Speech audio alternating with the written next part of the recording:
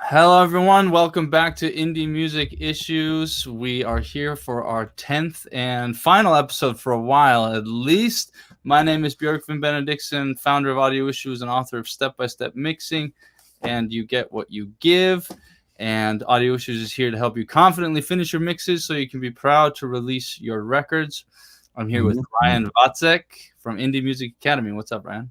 What is up? Yes, welcome back. We have done 9 episodes before this. This is our 10th episode of this HBO mini series on all of the issues that you might encounter as an independent musician, independent artist, independent business owner, as a producer, right? A business owner, engineer, mastering engineer, mixing engineer, and artist as well. And once again, we are bringing you a mini lesson, an exciting mini lesson, and we'll do Q&A. We are live, just in case you were wondering as well. We always get that question. Are you guys live? Like, will you guys respond to the chat? And the answer is yes.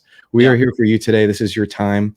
And we just love going off topic. We love staying on topic too, but we will have that Q&A time at the end for you guys so that we can dive into whatever indie music issues you might be experiencing right now. So definitely say hi in the chat. Would love to see who is with us. Would love seeing the names pop up so we could get to know you guys, build that relationship. Speaking of relationships, that is our topic for today. It is how to create career relationships, right? So these are relationships built around your music and built around your talents, right? To get further, right? To find more clients, to find the right people to collaborate with, to find the next opportunity and relationships. And we talked about this briefly in the past episodes of Indie Music Issues. So if you have to go back, if you missed any, it's really worthwhile. There's a lot of great questions, a lot of great topics. But a lot of the relationships that we built up around our music actually turn into friendships. And so we're going to dive into that. Once again, I don't even think I introduced myself. I'm Ryan from the Indie Music Academy, the channel here on YouTube where we learn how to market our music and build a larger fan base and tackle all the mysteries of the music industry. So let's dive in today. Yeah. You want to just start from the beginning? It's interesting to talk about this topic because it's basically, certain relationships can evolve into friendships, but they can also evolve into what you called career relationships, which is clients and or customers. And that's a really fun topic for me because if you don't have clients or you don't have customers, you don't really have a career because that's how you make money and that's how you earn an income. But that doesn't mean because musicians do run the other way when we talk about money. And it's not about trying to fleece somebody and being selling a lemon like a sleazy used car salesman. It's about creating a relationship that makes both people better off. Right. And it's interesting you said talking about friendship because the word customer in Icelandic is based on 2 words. The first word being viðskipti, which means business, and the second word being vinur, which means friend. So in Icelandic, a customer is basically a business friend, a friend you do business with. So you can see the mentality that I have when it comes to helping out my customers and who I'm serving.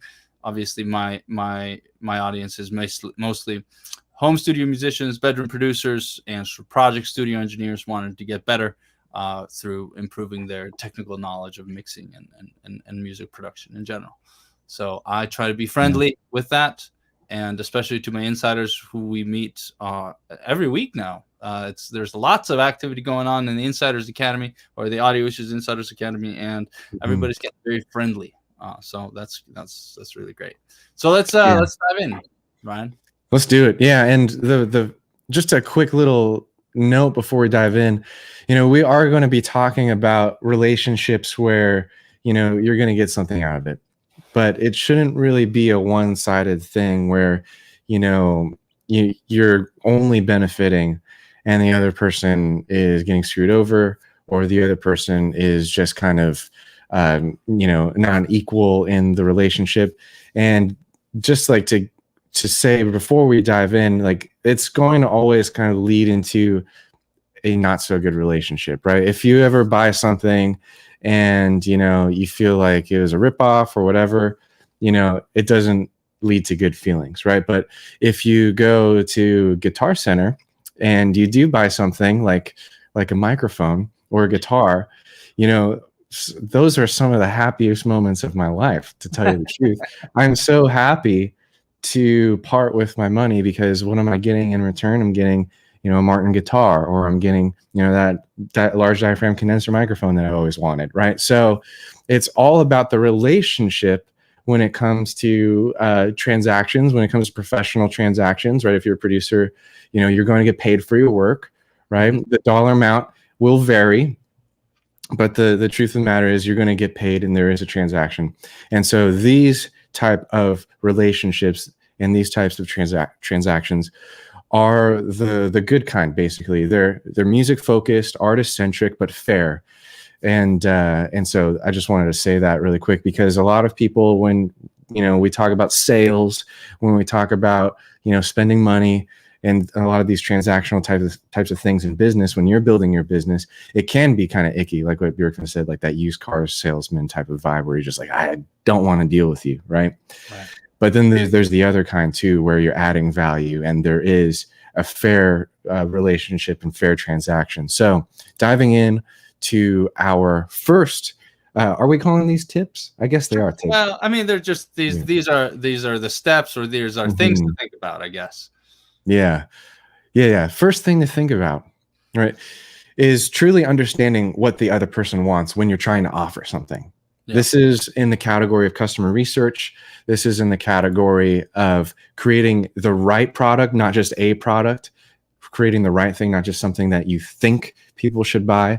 Yeah. Right. And for example, Jacko says, I'm saving up for a Gibson. Right. And so there's a whole history behind Gibson, but there's also there's a reason why I want to buy that Gibson and not, some kind of off-brand Yamaha guitar.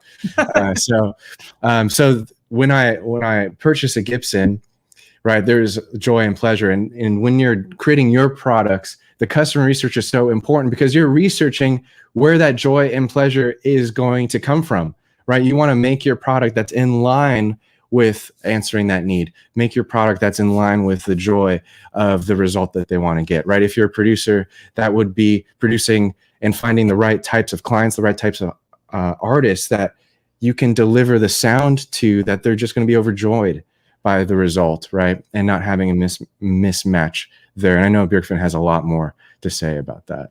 Yeah, so I have a fairly extensive customer discovery process that I not only use myself, but I've also taught as a mentor to startups and small businesses here in town. And I sort of base it on the lean, I call it the customer canvas. And there's about 1, 2, 3, 4, 5, 6, about 6 or 7 parts. But basically, you want to start with thinking about what problem is it that you're trying to solve for the potential customer. In my case, I'm solving the problem of muddy mixes, right? Mm-hmm. And then what are their, then there's the dreams and desires, or hopes and dreams, which is basically what are they hoping to achieve by solving this problem? They are hoping to achieve releasing records, or feeling confident and proud of the music that they're making, having a understanding and confident understanding of the skills they need and the technical tools that they have at their disposal, and they know how to use them. That's sort of the dreams that they have. But fundamentally, it's hopefully seeing their record on Spotify, seeing their album out, people either buying, streaming, or giving them, or showing up to their shows now that live music is slowly coming back again. And so that's the hopes and dreams. Then you have the pains and fears, which is basically what are they hoping to avoid by solving whatever problem you are trying to solve for them. In my case, they're trying to solve the scratching your head syndrome, because I don't know how anything works. I don't know what frequencies are. I don't know what EQ. I don't know. I just don't know what compression does. I don't know how to, the step-by-step process. Hence why my book is called Step-by-Step Mixing. But that's sort of, and they also don't want to feel worried about their mixes not being up to snuff or comparable to major label records or professional mixes. They want to avoid playing that song to somebody and then all of a sudden realizing, oh no, it doesn't sound good on this particular stereo system because they haven't understood how to do mix translation, and they haven't checked it on a speaker so that they can be confident in that being good enough, or they knowing how to do that. And then what you want to give them is the result, and that's the result isn't your product or like your book or course or whatever. The result is the tangible thing that they can do, they have at the end of the transformation, if you will. So in my case, the hope of the result is a released record, like confidently having finished a mix, knowing that it's really, really good. And that's the result, is a song that they like the sound of and have the sort of pride in having done it themselves, right? And so that's a good sort of a 4-part process for just understanding the psychology of who you're trying to serve, understanding the person that might want to engage with you further, whether that is, in my case, whether that is reading my books, joining my courses, taking my courses, or becoming an insider, which is where we meet a lot, and and I sort of continuously help coach them through problems that come up. But then you also want to think about what is their worldview in my world, and what is the worldview that they have that is maybe separate from a different worldview. And I feel like in the music industry, things kind of go down. There's the I love calling them the commercial studio curmudgeons. They're the sort of, they're the people that yell at you in the comment sections on YouTube and Facebook because they're worried that their livelihood is being is under fire, because turns out my audience can actually learn how to do it themselves, and they don't need to rely on sort of the old school angry engineer, which there are plenty of like horror stories. I'm not obviously stereotyping. You can't mix without a pool tech EQ. You can't. No, it's impossible. But so like there's those people that like believe that you need the best gear available to you. You need a commercial studio, all the acoustic treatment, and before you get all that, you're not even supposed to try making music, which I think is complete fucking bullshit.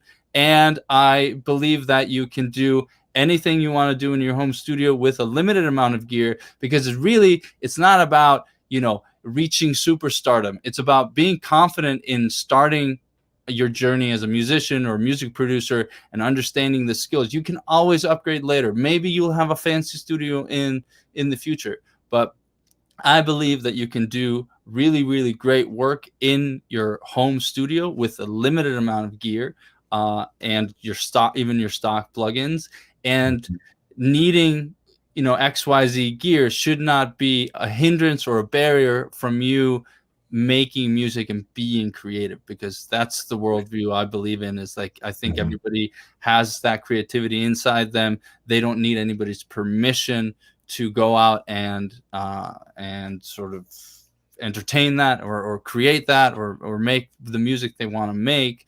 So that's the worldview I believe in, and I think that is a more positive way of helping my students or my members or my customers or what you want to call them, my audience, my home studio musicians. And then you want to think about the channels. When you are looking for these people, you want to know what the channels are. Like, what are the other YouTube channels they would be found at, all the Facebook groups you can create relationships with, those sorts of things. And then you have the competition, because when you're starting something out, especially if you're starting a small business or a startup, you want to make sure that there is competition, because if there's no competition in your industry or for the product that you're trying to create, maybe there's no demand for it either. Maybe there's nobody that really wants that kind of brings you back to square one of needing to figure out what the problem it is that you're trying to solve, because you want to have competition, because that means that there's a market for your services or products or whatever, and B, it also means that maybe you can collaborate with those competitors. Maybe there's a relationship, there's a win-win relationship you can create through joint promotions and things of that nature. And yeah, so that's sort of the that's sort of my, what is it, 6-step process Yeah. for customer discovery, which I talk about a lot. So hope that was useful. No, I'm so glad you touched on win-win, because that's what it's all about. I think you said it beautifully. There's no really need to double down on that. That was our second step, is just creating a win-win situation. That's how, customers, clients are just going to be so in love.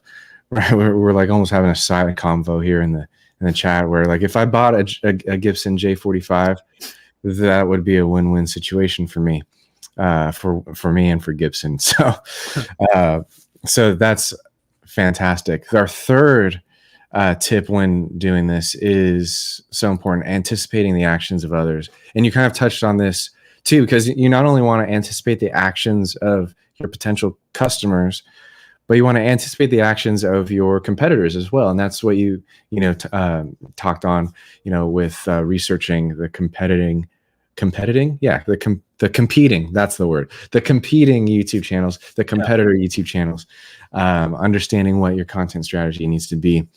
And so that's fantastic as well. Also, before we continue, I just want to double down on one of the comments that I posted, but let me know real quick, if you're an artist, a producer, or an engineer, I would love to customize this conversation to your needs. As you know, we are live and we are here to answer your questions regarding music marketing, regarding audience growth. Björkfinn and I are both online business owners, so anything to do with finding customers, finding fans, building an audience on YouTube, building an audience in any way, let us know, and we love to talk about that. And we will have a Q&A at the end where we can go a little more off topic on whatever you want to talk about. So just want to say that really quick. Cool. All right. We should dive into the next one. Yeah, let's do it. The next one, red flags. All right. So this is in regarding to, are people interested in what you're creating? Or are you maybe creating something that's in the wrong direction? This is very applicable to anything that's like an educational product or a service. For example, if you're going to package together some of your, production and mixing services into like a package, are you packaging into something people actually want? Or if you're creating your course, is the course or the problem that you're trying to solve something that people actually need or actually want to get solved? So that is pretty much what we mean by red flags. And so some of the red flags, well, first of all, the biggest red flag is not doing your customer research to begin with. But let's just assume that you followed Björkfinn's 6-step customer research protocol, I guess we'll call it. Sure. And so after that point, let's just assume that's already done. At that point, what would be some of the red flags to look for? Well, for me, it would be like if you don't find you have to be able to solve a problem that people are having. Yeah, so you have to have subject matter expertise, and it's actually better if you can go niche, or if you can go.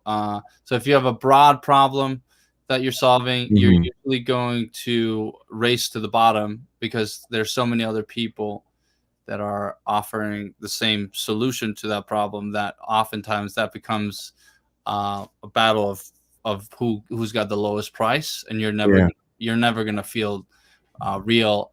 You're never going to create real impact if you're just like bottom of the barrel pricing your services. For sure. Yeah. To piggyback off of that, this is so important with price, but also just proving that you actually are making the right product. If you can't get your first early adopter, that's a huge red flag too. So 2 convos ago, I'm pretty sure. So 2 weeks back, we talked about finding your early adopter group, right? It's almost like a brainstorming group where, you either charge nothing, or you charge $1, or you charge, something that's extremely reasonable. Like for production mixing services, I talked about the story where I, charged $100 for a mix, like back when I was starting out, right? I was testing to see if I had the stuff, right? If I had the juice, right? So if you can't get any early adopters, if you can't get your first sale of whatever you're creating, or you can't get your first client, that's a red flag. That means you might have to shift your offer. You might need to shift what your product is. And that's honestly one of the biggest red flags that I look for. I always try to, and we talked about this as well in the past chat, always try to just kind of launch right in kind of in a beta stage, because you don't learn until you launch. Right. And so like launching in a beta stage, launching early, whether it's a course or even like we talked about last week, if you don't feel like you're super ready to charge full price for mixing, well, that doesn't mean you shouldn't charge. And that doesn't mean you shouldn't try to find clients, right? Launch in your beta stage, maybe do $100 mixes, just mix the artists that are at whatever level you are at. Yep. To test and to, like I said, make sure that you have the stuff going on, make sure you have the juice. And if you have to practice more, so be it, but you were learning while you're launching. And so that is one of the biggest red flags. Also, speaking of red flags, I did put the HS on timeout for kind of abusing the comment section. So we're here for you. We're here to answer your questions, but also respect us back. So that's I think a 300-second timeout. We will block you though if it continues. It's really not useful as a promotional strategy to come on a show and call out things like that. So it's kind of like being on it's kind of like the people that with their mixtapes on Venice Beach. Never understood how that works or whether that works at all. But Mar Yusuf says, I'm an all-around guy and hopefully joining a recording school, but would like to hear about finding clients. Yeah, so we've been talking about that a little bit. And so for finding clients, so it's interesting to talk about because I feel like there's a difference between clients and customers. Clients are the people that you work with sort of more one-on-one or have some form of like personal relationship with. And I don't necessarily have any clients anymore, like not that many and only a handful here and there, because I have mostly customers and students. So I have customers who buy my books or enroll in my courses.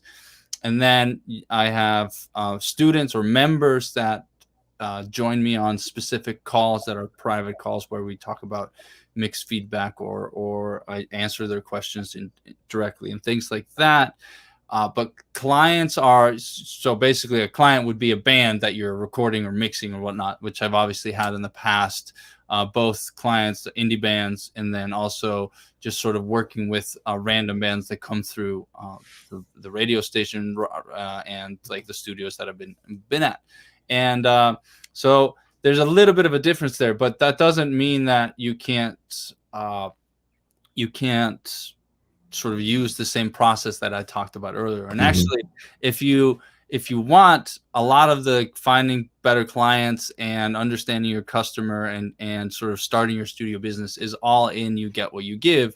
And it's, it's an easy read because it's written as a story and therefore not super technical on the business marketing speak. But it's a fun read. I've been told. I haven't read it since I wrote it, so it was a fun write, though. Yeah, well, I would sometimes. But so if you're starting out nowhere and you have nobody, no background, whatever, and you want to be a mixing engineer, a lot of people go to like the multi-track sites, like Mike Senior's multi-track library site, and they'll do mixes there. And just to create a portfolio, if they can, you do have to ask the band if you can use their songs as a portfolio item. However, I don't think that is a good method, because sometimes those bands, like my old band is on there, and whenever I get an email saying like, hey, I mixed your song from the multi-track library, I'm like, cool. I mean, like I honestly don't care anymore. It's good that you got the practice in, but there's nothing, I'm not going to do anything more for you because I already mixed and released those records, right? However, it's way better to go and sort of pound the digital pavement a little bit and find bands that are on your level that you might want to work with. And this takes research and it takes a lot of outreach or whatever. But if you can work out a deal. Maybe you do the first few mixes for free in order to create a portfolio item, but you want to be working with bands that are actually going somewhere and aren't just trying to take advantage of you because you want to work for free. You have to have certain standards of like, okay, well, if I'm going to work on this, this has to be released. I have to be able to use this for my purposes too. I want to help you by giving you the best sound that I can give you, but I need to know that you're also serious about your music and you're serious about this working relationship, even though there's maybe not money yet in it, right? Because you're trying to make an impact together. And like you said here, like one of the red flags you could say is like, if people aren't really interested in going where you're going, and if I'm going to become a mixing engineer and I can help you along the way by doing free work for you and then move on to actually getting paid, but this band is, maybe they don't have there's a lot of horror stories, and you give that that I could talk about. But basically, like, if this band doesn't have attention to detail, doesn't really care about good recordings, or they're just fine with like a demo sound, maybe they're not as serious as you want to be. So you should also pick your clients as much as you can, even if you're just starting out, because you want to know that they are going where you want to go to. It's almost like offering a scholarship. Not everyone will qualify, and this is perfectly in line with what we're talking about, kind of mid topic on this right now. But yeah, if you're looking for your first client, just as Björkfriend just said, you can think of it as like offering a scholarship to your services, right? So if you should probably approach this more as a business rather than an individual, right? But there's a blend. You can be both. You can have a personal brand, right? So I just want to say that. But you can offer on your website, or offer a form, like an inquiry form or an interest form, that you promote, right? You're not necessarily promoting your skills, or you're not promoting any past work because you don't have any, right? Or you're still building your skills. But what you're promoting is the offer. You're promoting the scholarship, right? And your scholarship is, I'm looking for a great band who I am going to produce for free, or I'm going to produce at 90% off, or whatever irresistible offer it is, right? And that's how you can build your portfolio, your past clientele. And we're kind of touching on the same strategies. There's really no secret to this. There's really no way around this. I gave $100 mixes when I first started out, and I did a lot of them, and the same bands kept coming back. And yes, I raised my prices later, but I don't want to say like you have to pay your dues, because it's not about that. It's more about building something for yourself, right? Nothing's going to be given to you. You have to do the work, and you have to build up your portfolio of past clients. And so I feel like that's a great way to do that, because some of the hardest aspects about doing this is actually finding the great bands that you can share. You could share that product later. If you keep doing favors for friends, people who aren't serious, and I've done this a million times, and I found myself not even using the work that I worked really hard on doing. But if you kind of keep this low standard and this, I guess, low standard for yourself, you'll maybe end up doing a lot of work that doesn't end up into your portfolio at the end of the day, or at the end of the year, So that's what I would recommend to this individual who's trying to find their first client. And then really quick, just because it's such a quick answer, what platforms are good besides Fiverr? There's so many. You can Google search. What I would do is check out SoundBetter, and then Google search sites like SoundBetter, and then there's a ton of them. But AirGigs. Exactly, AirGigs is another one. But here's the thing: these sites are really tricky because there's an algorithm that's in play, right? There's a rankings system, right? Just because you make a profile doesn't mean you're going to be, at the top of the producer list, or the top of the, mix engineer list, right? You'll be on page 7 and no one will discover you. So you have to know that going in, like, okay, if I'm going to choose SoundBetter, for example, I'm going to have to invest for a long time building up my Sound Better profile, building up my my clientele list within Sound Better, because they keep track of all your transactions, right? They actually handle all the money. They take a cut of your money and they handle all the transactions, so they know how active you are on the platform and they reward you for that.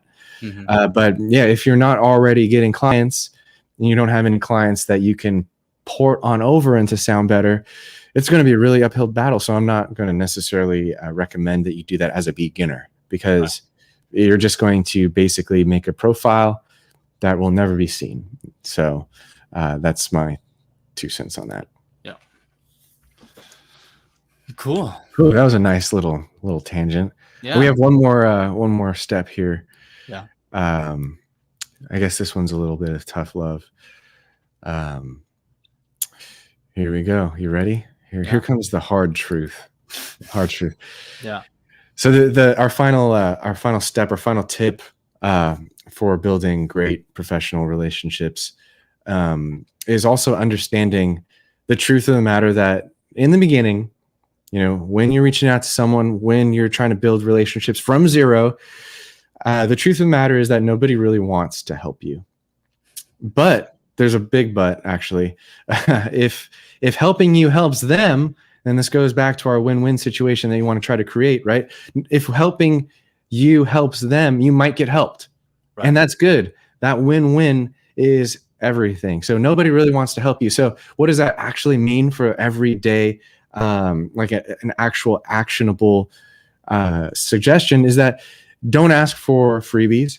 Don't try to create an unequal relationship, right? An unequally yoked, and that word yoke comes from literally that piece of wood that they used to put on the cattle, right? The cattle pulls that yoke, right? So if the yoke is unequal, right, someone's pulling more weight than the other. One cow or oxen, and this is a really old saying, but one oxen is pulling more weight of all of the dirt or whatever you're hauling than the other oxen.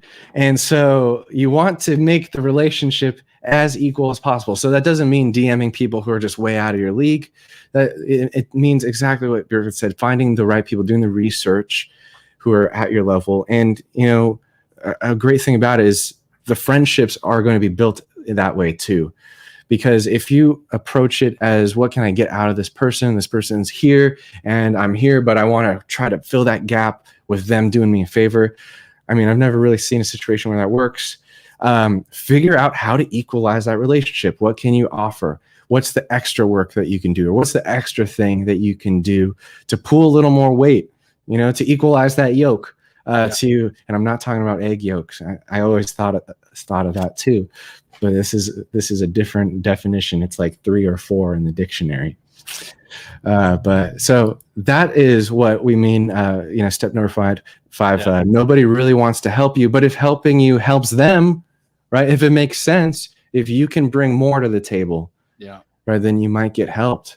And really, at that point, it's not really helping anymore. It's just a win-win situation. It's a fair transaction, just like what I said earlier. Buying that Gibson J45.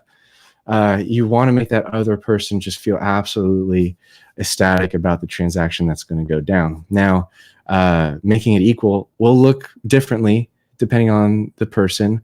If someone has so much clout, and, a lot of followers, or like a big rap sheet of great artists, or if you want to like collaborate with a producer or something like that, right? It's going to look different for every situation.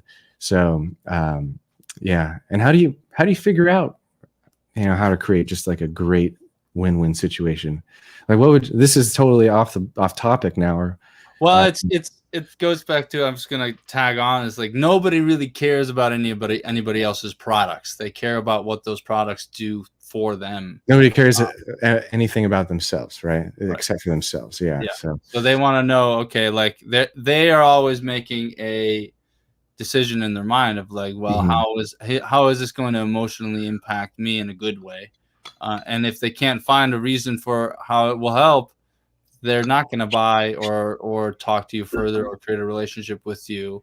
So it's really a matter of figuring out, who you're trying to serve, what can you do to help, always having like your your pulse, or your finger on the pulse of what's actually driving your dream customers, or the people that you want to work with. Like maybe it's your favorite bands that are indie bands in the local community that you would love to be involved with. Like what are they hoping to achieve with, on Mhm. in their walk of life? Because Mhm. we're all running in parallel lines in a way, and we intersect on occasion, hopefully, when those lines can then, get us further in some way. But Yeah. if my line can't, like, doesn't care about yours, then they're not going to intersect. So Mhm. it's the ley lines of the relationship building, career building. So Yeah. yeah. I think it's it's not complicated. It just takes a little bit of critical thinking, really evaluating what you bring to the table. And if the more honest you are with yourself, the better you'll be in the long run, right? So if you're honest with yourself, you really do self-evaluation and you say, I need to get better at this, or I need to improve my skills in this area, in order to bring more to the table, or I need to figure out, how I'm going to create more value for people to notice me. Then that's not necessarily a negative realization. That's actually a great realization that's going to propel you forward, because it's those questions that lead to the answers that are going to make a difference. Right. And it's exactly as this comment says, creating value and the sense of winning to the customers. Is key, right? The customer has to be like, I wish I found that earlier. I wish I knew about this person Right. sooner. And it's interesting to think about, like, the B2B aspect, because B2B is harder because there's gatekeepers and things like Mhm, that, and then maybe managers that are making calls, and, like, those managers are often making very selfish decisions that mhm. are, because they are thinking, like, like how can I basically, how can I keep my job? But Yeah, if how and can if I like profit off of this? yeah, how can this make my life better Yeah, as the position that I'm in, or whatever? You yeah, don't want to be so you want to make sure that you understand, like, when you're selling somebody at that position, you want to say, like, okay, like, you have to come prepared, having thought through mhm, how that will positively impact the person that's going to say either yes to you, to your purchase order or whatever, yeah, or send you, or allow you to see the gatekeeper, right? Because yeah, if they're thinking, oh, I don't trust this guy or girl because it seems like they're just trying to hustle me, or this might portray poorly on me if this goes bad. So you got to mhm, take all of those potential objections off the table with your yeah. relationship building. I'm Yeah. really glad that you brought up the gatekeepers, because it's such a perfect transition to this guy's question, how to approach a record label. And, you know, I think I just might want to say that you probably shouldn't approach a record label. A record label should approach you. Um, but that's kind of just more of a general answer. But let's go back to what Brickfin was saying, talking about the individuals, right? Everyone in a record label has a job, right?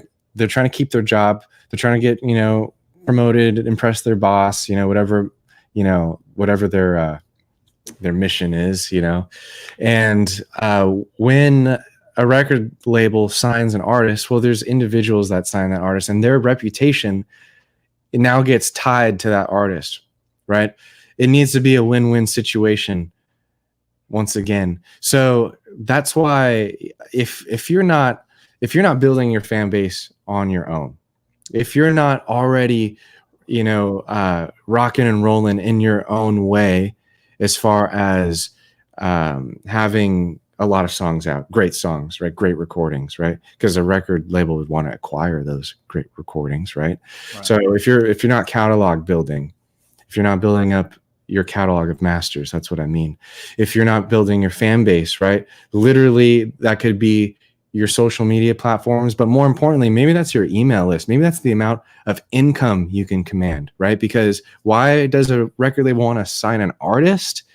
to create more income for the record label, right? So if you're not building that on your own, well, then any record deal you might get approached with while you're making $0 is going to be a crazy, ridiculous, unfair record deal for you, the artist. And so if you can't come into the negotiations, if you can't start that conversation from a place of sustainability on your own, you don't really have any bargaining power. You don't have any clout to try and get yourself a good deal. And so that's why, going back to my kind of original, throw it out there answer, you probably should be approached by a record label, because at that point, that means you're moving the needle enough on your own where you can say, well, hey, you reached out to me, so this is actually how I want the relationship to go, instead of just getting completely dominated by a big company and you're the artist that's making $0 and desperate for a record deal. Because that's not a win-win relationship for you. You would be the loser, right? And so it's almost the same exact principle that we talked about, but in reverse, right? The record execs are trying to make a relationship with you by having you sign a scary contract. And so you, in your own best interest, want it to be a win-win, right? Otherwise, they're more than happy to sign you and take all your money. So because it's a business decision for them, it would definitely be a win for them to have all your masters and have the 360 deal and everything. So yeah, we talked about 360 sometime. When was that? Couple episodes ago. Yeah, a couple months ago. Episode maybe 3 or 4. I can't remember. Yeah. So that's it. I think that we covered pretty much a lot of sort of mindset and sort of fundamentals of thinking about where and how to get clients, how to create relationships, how to think about how you can help, because a really great way to become successful is to help other people become successful. Because if they remember that you are the person that helped them become successful, they will, assuming that they're a good person inside, they will be grateful for that. Yeah. So with that, I think we'll just kind of close off the questions in 1 minute from now. So just drop anything last minute. But before we go, this is our last episode of our 10-episode mini series on indie music issues, covering a variety of topics, from mindsets, from marketing, relationship building, all the skills you need to know to tackle your indie music roadblocks, so that you can just clear those roadblocks, become more successful in your music business. And since this is episode 10, our final episode of this mini series, I just want to share, and Björkfinn and I want to make it available to you, a way just to continue this relationship, even though this series is not going to continue. But let us know if you want us to do this again. We probably will do this later this year again, because it was just super fun. But in the meantime, if you want more from either of us, we both have some great stuff for you. So first, in the description, you'll see a link for a free music marketing workshop that I filmed for you in advance. It's 3 videos on music marketing that are going to cover some of the latest tricks, theories, and also things to avoid, things that I found that don't work. And so if you want that, links in the description below. You'll also get some free ebooks and guides on things like Spotify promotion, things like collecting your music royalties. And it's all super valuable. I put a lot of time into it.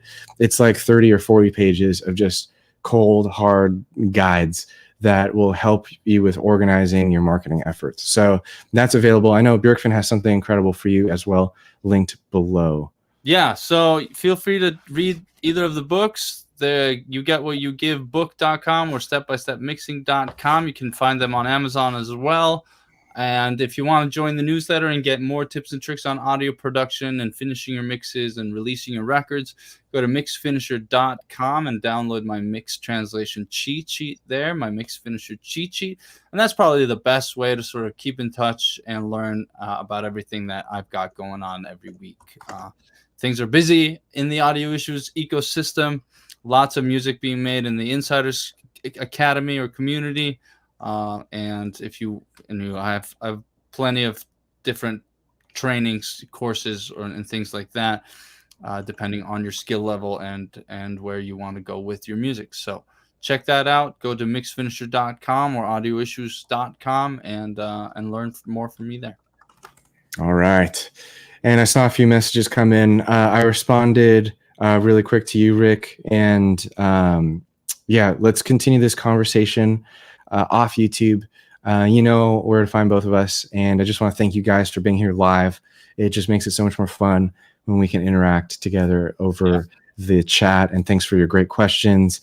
And with that, I hope to see you guys soon in a future video, and then go check out the other episodes. There's 9 other episodes that are just fantastic with tips and discussions, just like we covered today. Yeah. And I want to close off by just commenting on Jacko's thing here. Fear of failure is what's holding me back, guys. What 3 things would you do firstly if you were me? I think I'm going to give you one thing before we go, and it's realizing that failure is just a learning experience that can take you to the next step that you need to go. If you fail, you just learn something. You didn't fail. You just like fail forever. Alfred says in Batman Begins, what do we do when we fall, Bruce? We learn to pick ourselves back up. Man. I think you just have to understand that fear of failure is really just is kind of a procrastination mindset. Just push through the failure, or push through the fear. And if you fail, think about everything you learned and see if you can reevaluate to try another experiment, because everything is just an experiment. Yeah, don't be fooled thinking that successful people don't fail. In fact, you guys will learn if you work with they failed the most. Ads. Yeah, seriously. Yeah, if you guys ever try something like Facebook ads, or if we ever work together on a campaign or whatever it is, you'll know that it's all just one massive failure. No, I'm just joking. No, it's just all A/B testing, right? So literally, if you're testing 2 things, one of them is going to fail by definition. So it's about the failures. Literally, you want them to happen so you know how to navigate through and find the best possible ad, get the most result. So that's like a really practical application of that. But in the more abstract way, just go out and do it and learn. Everything is a test. Everything is a learning experience. And I still feel that way today. I'm still testing and learning just different things now. So hopefully that's helpful. All right. All right. Take it easy, guys. Have a good rest. Take care.